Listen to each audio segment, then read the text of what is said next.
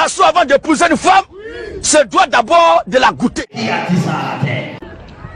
homme doit coucher avec la femme d'abord, avant d'aller la doter. Tous ceux qui disent de goûter les femmes sont des voleurs, des destructeurs, comme Amnon. On peut goûter votre fille, votre propre fille, avant aussi de donner votre dot. Comme ton père aussi a goûté ta mère avant que tu ne naisses. Non. Au suivant. Il n'y a pas de loi sur les animaux. Tu sors, tu trouves, tu couches. C'est l'homme, il y a une loi établie depuis la création. Absalom avait sa sœur qu'on appelle Tamar. David avait un autre fils qui s'appelait Amnon. Et lui, il tombe amoureux de sa sœur Tamar. Sa demi-sœur, donc Tamar. Tellement que Amnon était amoureux de Tamar, il tombait même malade. Comme le mariage c'est aussi simple, c'est toi. C'est parce que le mariage là devrait se faire très tôt, parce que c'est simple. La fille était vierge et vraiment ça tourmentait la tête des messieurs. Jonadab va se mettre en pasteur maintenant pour célébrer un mariage. Alléluia. Amen. Voilà, les impudiques, ceux qui sont de la dépravation. Leur pasteur c'est Jonadab. Voilà votre pasteur. Et un homme très rusé. Vous l'attendez qu'il est rusé. Ça veut dire que l'acte qu'il va poser déjà, vous connaissez que ça vient de Dieu ou ça vient du diable. Oui. Le père de la ruse, c'est Satan. Et Amnadab est rusé. Donc il va venir mettre la ruse dans l'esprit du jeune homme. Alléluia. Amen. Pour détruire Tamar. Il lui demanda, pourquoi deviens-tu donc chaque matin plus abattu? Oh, mon ami, ça que tu deviens maigre. Toi qui es un fils de roi, Toi, le fils de roi, tu es chétif comme ça, il n'y a aucun problème. ne veux-tu pas me le dire? Comme Amnon ça, lui les démons répondit, parlent. j'aime Tamar, la sœur de mon frère Absalom. 5. Jonadab lui dit, mets-toi au lit. Fais le malade. C'est à dit qu'il est rusé, non? Mets-toi Il au lit. met le plan. Il dit, mets-toi au lit, fais le malade, et tu diras à ton père David de t'envoyer Tamar pour préparer pour toi parce que tu es malade. C'est un rusé. Lui qui conseille d'aller dévier les jeunes filles, c'est un rusé. Voilà sa ruse. Goûtez les femmes. Vous voyez si elles sont douces avant de les marier. Voilà la ruse du diable. Un piège. Oui. Voilà, ils sont passés à parler et il va exécuter, oui. Le roi vient le voir et Amnon lui dit, que ma sœur Tamar vienne donc faire des gâteaux sous mes yeux et qu'elle me les serve elle-même. Oui. 7. David fit dire à Tamar dans ses appartements, va donc chez ton frère Amnon et prépare-lui un plat. Tamar alla chez son frère Amnon qui était couché. Elle prit de la pâte, la pétrit, prépara des gâteaux devant lui Oui. et les fit cuire. Oui. 9. Elle prit ensuite la poêle et les déposa devant lui. Mais Amnon refusa de manger. Oui. Il ordonna de faire sortir tout le monde.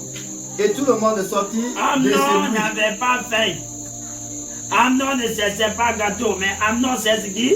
Tamar. Il avait faim de Tamar. Voilà. Il est contre Tamar. Il faut détruire sa vie. Parce que quelqu'un qu'on aime là, on connaît la voie normale pour avoir une femme. Oui. Mais tous ceux qui disent de goûter les femmes sont des voleurs, des destructeurs, comme Amnon. C'est pourquoi il séduit les filles ou bien il les viole. Ça, on appelle ça viol, on n'appelle pas ça amour. Oui. Allons-y, frère. Apporte le plat dans la chambre et sers-moi. Oui. Tamar prit les gâteaux qu'elle avait faits et les porta à son frère Amnon dans la chambre. Oui. Comme elle lui présentait à manger, Oui. il attrapa et lui dit, viens couche avec moi ma soeur. Et il attrapa la fille, il dit, viens, couche avec moi, ma soeur, je t'aime beaucoup. C'est pour le mariage. Elle répondit, Hein? non mon frère. Je refuse, ne me déshonore pas. Ne me marie pas. Elle dit, ne me déshonore pas. Donc ton mariage là, toi plaisantin de pasteur, toi impudique à la chair, c'est à toi que je parle. On appelle ça déshonneur. Ne me déshonore pas. Tamar ne dit pas ne me marie pas. Tamar dit ne me déshonore pas. Si tu couches avec moi, ce n'est pas un mariage, c'est un déshonneur. C'est du ridicule. Tenez ça une question. Tamar dit ne me déshonore pas. Ne me déshonore pas. Sinon il allait dire je ne veux pas être ta femme. Mais regarde ce qu'il va dire. Si tu veux de moi, continue à aller dessus. Elle ne refuse pas de elle devenir répondit. femme, mais elle refuse d'être déshonorée. Oui, réponse de Tamar. Elle lui répondit. Oui, Non, mon frère. Oui. Ne me déshonore pas. ne me déshonore pas. Car on n'agit pas de cette manière en Israël. C'est pas comme ça on fait le mariage. Quand tu dis que tu es chrétien là, c'est pas en allant goûter les soeurs des autres qu'on appelle mariage. Comment on fait? Il va enseigner le plaisantin, le pasteur qui veut qu'on se moque des filles. Enseigne-lui. Ne commets pas cet acte odieux. Ça c'est un acte odieux, abominable qu'on ne doit même pas C'est entendre. pervers. Alléluia. C'est immoral. Alléluia. Amen.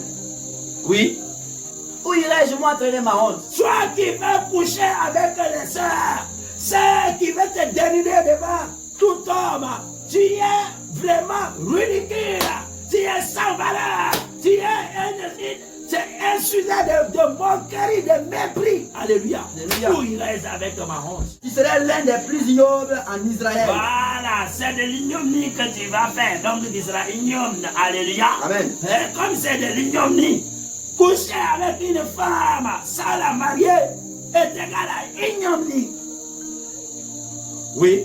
Maintenant, Oui. parle donc au roi et Si. ne m'empêchera pas d'être à toi. Tu as vu, cette fille est plus sage que le pasteur de ce siècle. Cette fille dit, va voir mon père et je deviens Va faire la chrétien. torse.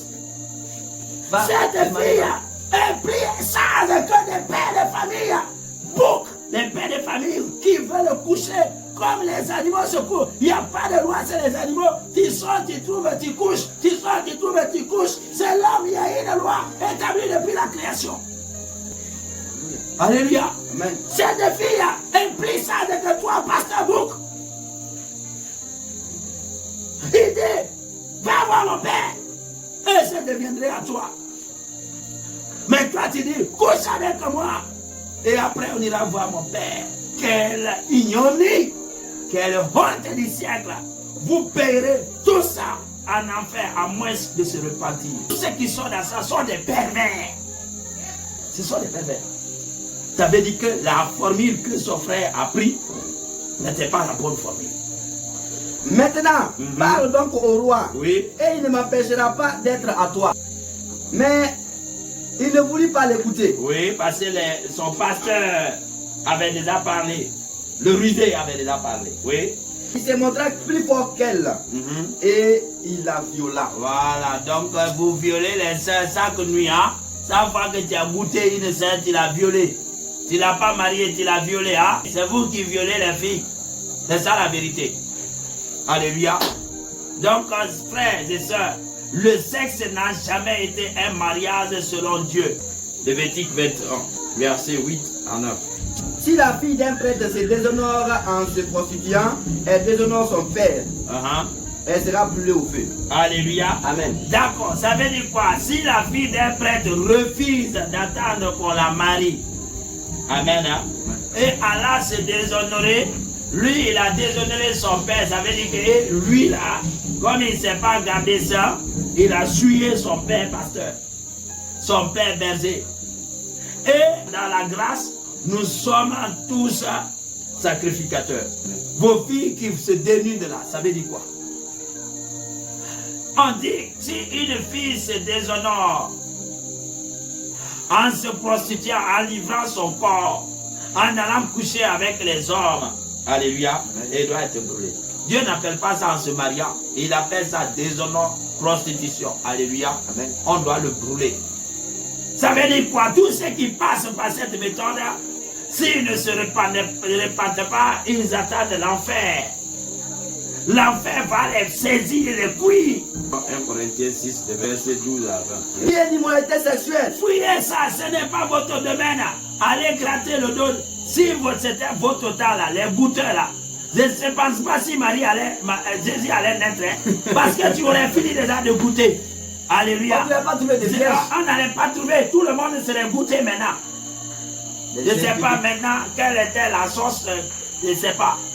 Les pervers. Amen, amen. Amen. Vous voyez que Marie et Joseph sont là en train d'observer jusqu'à leur mariage. Alléluia. Amen. Mais toi, pervers, c'est même pas qu'est-ce que vous appelez fiançailles. Alléluia. Amen. Les pervers n'ont pas de fiançailles. Eux, ils doivent goûter la sauce. C'est ça les fiançailles. Donc, dans le fiançailles, mariage est déjà fini. Si c'est dans les églises de plaisantin là, là où on goûte les sœurs, je te garantis que Jésus n'allait jamais venir sur la terre. Parce qu'ils ont fini de goûter tout. Amen. Hein? Amen. C'est le déshonneur donc. Alléluia. Nous disons ceci. Le sexe n'a jamais signifié mariage pour Dieu. C'est plutôt un moyen efficace du diable de déshonorer l'homme par l'impudicité. Alléluia. Tout en l'empêchant d'entrer dans le mariage. Ça vient, ça te déshonore, ça t'amène à l'impudicité pour bloquer le mariage dans ta vie. Alléluia. Amen. Et de finir en enfer. Le résultat, c'est le feu. Le sexe en dehors du mariage est une souillure d'évangile. Donc, effacez ça de votre mémoire.